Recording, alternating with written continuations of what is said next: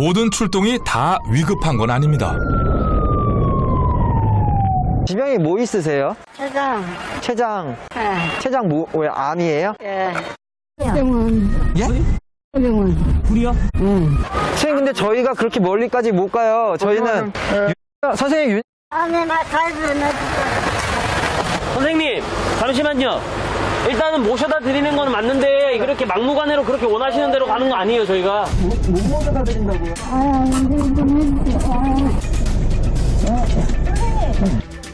관할 지역이 아닌 병원으로 이송해달라며 막무가내니 참 난감할 노릇입니다. 선생님 일어나세요.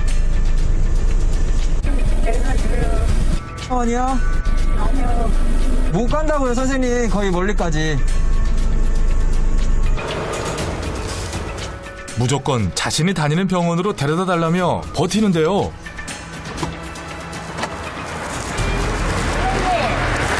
선생님. 가까운 데로 가는 게 원칙이에요.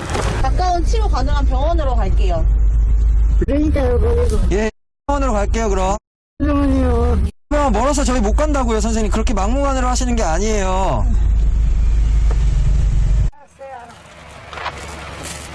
알았어요. 병원 가실 거예요? 택시 타. 결국 자신이 알아서 가겠다며 구급차에서 내린 남성.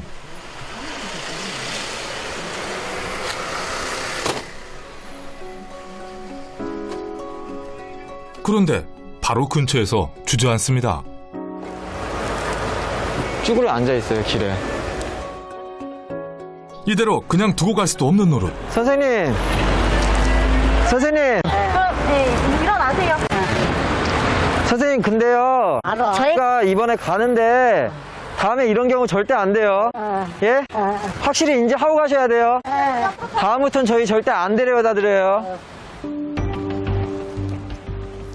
혹시 모를 위급 상황이 생길 가능성을 배제할 수 없으니 일단 이송을 결정한 겁니다.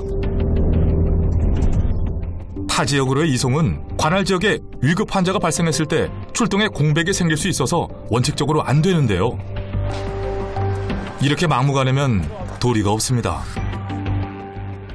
하루에 7, 8번 신고를 하시는 분이 있는데 출동을 해서 그분 집에 가보면 변비 때문에 신고를 하시는 거예요.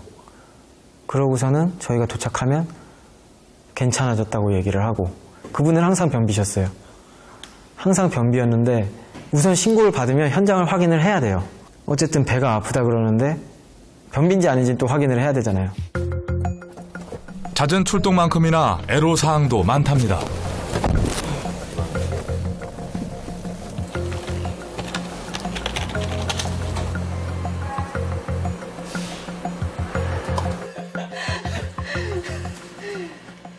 목이 물렸다고 구급차 불러달라고 하시는 분. 발톱 깨져가지고 신고하시는 분들도 있고요. 여기 가시 박혔다고, 손가락에 가시 박혔다고 신고하시는 분들도 있고요.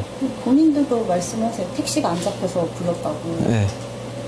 저희는 이제 환자분들이나 이제 도와주려고 이제 왔는데 그분들 입장도 이제 아프고 힘들고 예민해서 이제 저희한테 이제 좀 이렇게 본인도 모르게 약간 좀 짜증을 낼 때도 되게 많기는 하거든요. 그럴 때 좀 약간 상처도 받기는 하지만. 근데 그분들을 생각해서 이제 빨리 가야 된다고 생각을 하고 어느 정도 이제 속도로 있게 가거나 뭐 그렇게 가는데 그분들은 이제 승차감까지 중요시하는 분들도 많고.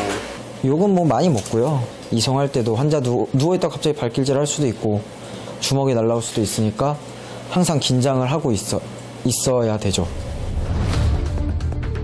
실제로 많은 출동 현장에서 구급대원들이 폭행으로부터 안전에 위협을 당하고 있는데요.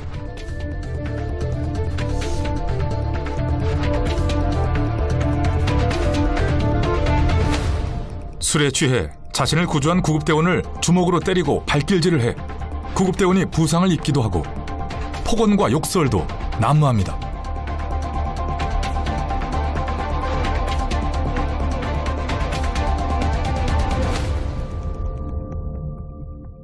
안 되겠습니다. 저희 이송 못하니까요. 경찰 오면. 남들이. 이상 못한다잖아. 엄마야. 야, 뭔데? 이게 뭔데? 아, 욕하지 마시고요. 왜 욕을 하세요? 급기야 2018년에는 취객의 폭행으로 인해 구급대원이 순직하는 사고까지 있었는데요. 숨도 아프고 너무 안타깝고 화도 같이 나죠. 그 사람도 한 가정의 일원이었을 텐데 그렇게 눈을 감게 했나. 열받죠. 화나고. 많은 사람들의 생명과 안전을 위해 일하지만 녹록지가 않습니다. 맛있게 드십시오. 젓가락 깔 필요 없어.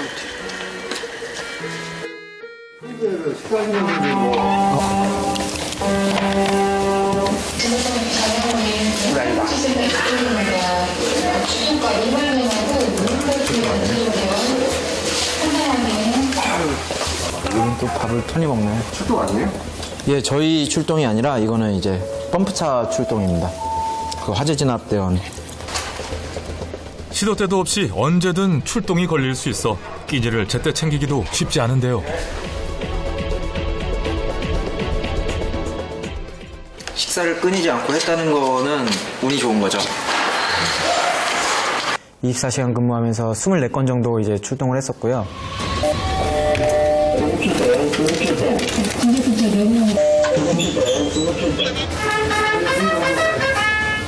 누군가 위급 상황에 처했을 때 가장 먼저 떠올리는 119 구급대.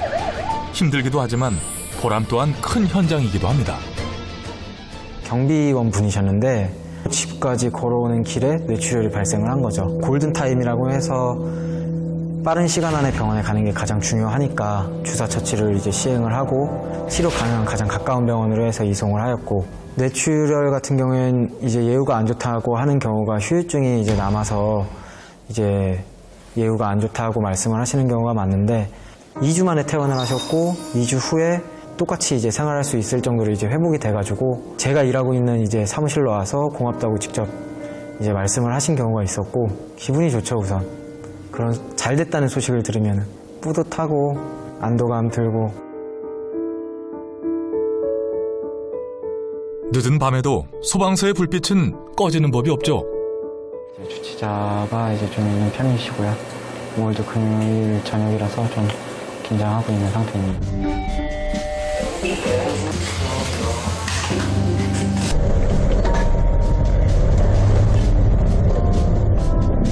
길에 쓰러진 취객을 지나가던 사람이 발견하고 신고했는데요. 어떻게 발견? 지나가다가 제가 여기서 이렇게 오시다가 그냥 갑자기 팍 주저앉았어요. 쟤는 주저앉으셨어요? 네, 주저앉았어요. 경기를 하시는 걸 보셨어요? 살짝 누워서 제가 누웠을 때 약간 떠시더라고요. 떠시는 거예요? 예. 경기대다. 예. 얼마나요? 17분이다. 한 3, 4분. 수혈이 떨었다고요? 네. 아버님 병원 한번 가보셔서 검사 받아보실래요? 안 해. 안 가세요? 내가 정확하게 했어. 하지 마. 왔으니까 가서 하는 거지. 근데 그게 본인이 이렇게 안 가신다고 하면 저희가 강제로 아니야. 끝내 환자가 이송을 거부해 구급대원들은 복귀, 경찰이 집까지 모셔다 드렸습니다. 모두가 잠든 밤에도 도움을 요청하는 구급 환자는 늘 발생하는데요. 혈압이 너무 높아 신고한 환자. 그런데 언제부터 그랬어요? 코로나19 의심 증상은 병원 이송이 쉽지 않은데요. 가서 분명히 격리실로 갈 수도 있는데 거기 만약에 갔는데 격리실 자리 없으면 다른 병원으로도 갈 수도 있어요? 응급실에요? 네. 격리실 자리 있을 거예요. 전화 돌리는 병원마다 다 격리실이 없다고 하면 환자를 이송해야 되는데 정말 급한데 20군데를 전화했는데 다 격리실이 없대요. 1시간 반 걸리는. 이런 데까지 가게 되면 환자 상태는 또 안 좋아질 거고. 그러니까 많이 난감하기도 하고 힘들죠. 다행히 음압 격리실 병상이 남아있어 무사히 이송을 완료했습니다.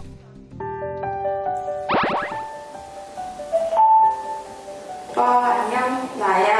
오빠가 퇴근하고 들어왔을 때 오늘 힘든 일 많았어? 어땠어? 라고 물어보면 괜찮다고 얘기했는데 오빠 얼굴을 보면은 많이 힘들어 보이고 피곤해 보이는데 옆에서 보기에 많이 안쓰럽고 속상했어요. 그리고 교통사고 현장, 자살 사건 등에 출동 나갈 때 보이는 그런 상황들로 인해서 혹시 마음에 트라우마로 남지 않을까? 코로나 이송으로 인해서 혹시라도 감염될까? 걱정이 많았는데 그래도 오빠가 위급한 상황에 놓인 환자들을 위해서 생명을 살리는 모습이 멋있고 자랑스러워요.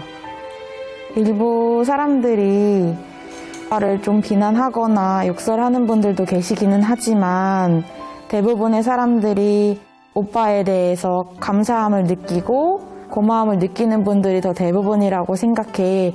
그런 부분에 대해서 오빠가 조금 더 힘을 내서 일해줬으면 좋겠어요.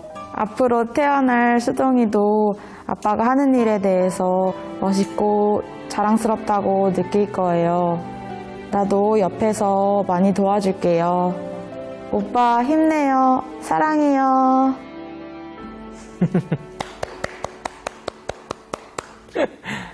예, 새롭네요. 곧 태어날 우리 애기도 이제 있으니까 와이프도 생각하고 해서 더 열심히 안전하게 일을 해야겠네요. 누군가 위험에 처했을 때 가장 먼저 달려가 손을 내미는 사람들.